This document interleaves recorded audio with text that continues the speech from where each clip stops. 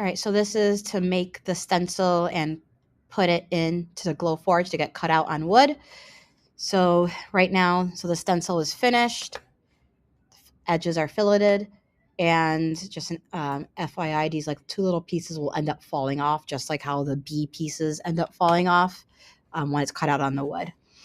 So I'm going to go on the bottom, plus sign, and instead of saying create part studio, say create drawing.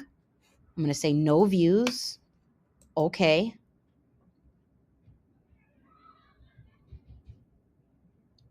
Then I'm going to go to this, looks like next to it, like 2 little bar graphs, and click on whichever part studio is the one that you want yours to cut out. So part studio 1. And I am actually going to delete everything on here. So select everything and then delete it all, including all the letters, all the numbers, everything. Sorry. Now I'm going to click on that little insert button, insert view up there. Insert.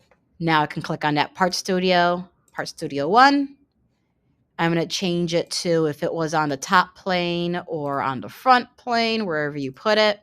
So this was on the front plane, and I'm going to change the view scale to be 1:1. And then I place it.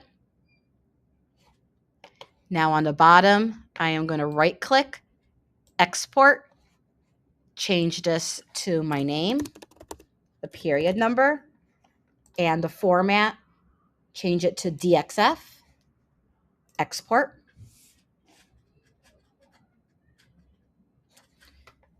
Then I am going to log into Glowforge. Login is on Canvas. I'm going to say create new design, upload a file, find that file that you just downloaded.